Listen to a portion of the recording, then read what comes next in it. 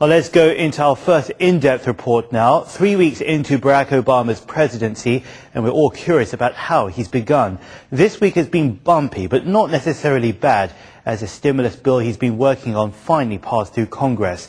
Now, the plan has not been without controversy, but it has reignited hope for ordinary Americans who say they're desperate for change. This auto repair garage has so far survived the recession. And despite its struggles, its manager, Dan Burns, is one of the lucky ones. Though business has taken a hit, he's fallen behind on his mortgage payments, he still has a job. I feel fortunate to have any job. I mean, I've got buddies that are in the trades. My brother, who's a carpenter and a builder, and he hasn't worked in a long time. In January, 600,000 jobs were lost in the U.S. The unemployment rate soared to 7.6%, the highest since September 1992. In all, 3.6 million Americans have lost their jobs since the crisis began last August. Those in despair have pinned their hopes on the change promised by their new president. I have an urgent need. Unemployment and homelessness, a very small vehicle for my family and I to live in. We need we need something more than the vehicle and the parks to go to. We need our own kitchen and our own bathroom. Please help. What's your name? It's Henrietta Hughes. Okay, Ms. Hughes. Well, we're going to do everything we can to help you, but there are a lot of people like you. And we're going to do everything we can. By the way, I just want to announce that the Senate just passed our recovery and reinvestment plan. That's good. So, that's good news. On Wednesday, Congress reached a deal on a $789 billion economic stimulus bill, handing a big victory to Obama in his efforts to revive the economy. About 1/3 of the package is geared toward tax cuts, with the rest in investing healthcare, education, energy, and infrastructure. It's meant to save or create up to 4 million jobs over the next 2 years. On Tuesday, Treasury Secretary Timothy Geithner unveiled the keenly awaited bank rescue plan. The stimulus and the bank bailout are key parts of Obama's economic strategy, but both have failed to inspire Wall Street. Analysts say this suggests that people remain uncertain about the future. The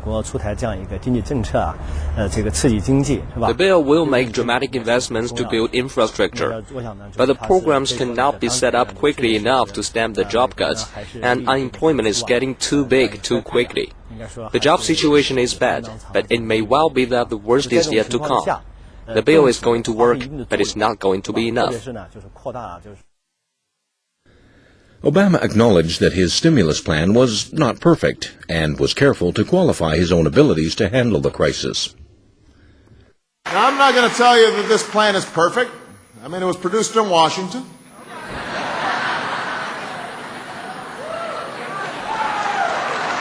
No plan is perfect. I also can't tell you with 100% certainty that everything in this plan will work exactly as we hope. But I can tell you with complete confidence that a failure to act in the face of this crisis will only worsen our problems. Doing nothing is not an option. But doing something wrong is not an option either. One controversial provision of the stimulus plan is to Buy American, requiring all iron and steel used in the infrastructure projects to be made in the U.S. These Buy American provision, Mr. President, has echoes of the disastrous Smoot-Hawley Tariff Act. As I said, the President of the United States said that this would be a mistake right now. It sends a message to the world that the United States is going back to protectionism. During the Great Depression in 1929, the U.S. Congress introduced the Smoot-Hawley Act to protect jobs at home. It imposed the highest duties on foreign imports in the nation's history. The consequences were dire. Retaliatory measures destroyed more jobs in the U.S. export sectors and aggravated a global slump. But the lessons may not have been learnt. Mass protests in France over job insecurities have been followed by strikes in Britain over the use of foreign labor. And on Tuesday, steelworkers from around Europe took to the streets of Brussels. We are scared of losing our jobs and for everything that lies ahead in the future. That is what is making us scared. France has suggested those car makers that receive state aid base their production plants at home. And in France and Britain, politicians pouring taxpayers' money into ailing banks are demanding that the cash be lent at home. A host of industries, from India to Ecuador, want help from their governments. Protectionism is clearly on the rise.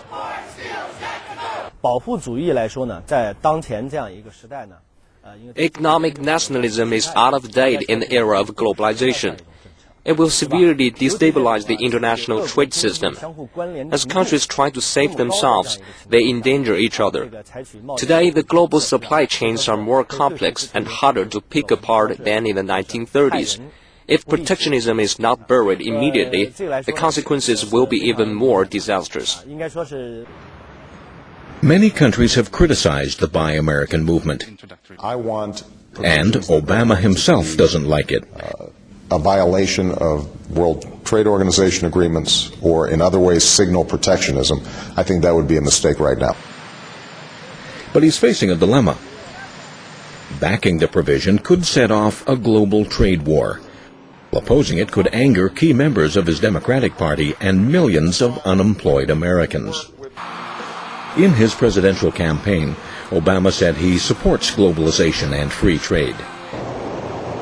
But in such a deep economic recession, he is unlikely to block any bill passed by Congress. After only 3 weeks in office, the new president is learning fast about the differences between managing a campaign and leading a government. So help me God. Congratulations, Mr. President. Thursday marked the bicentennial of Abraham Lincoln, the presidential symbol of unity. Perhaps Obama can draw some inspiration from one of his predecessors on how to unite the U.S. and other countries to overcome the difficulties together.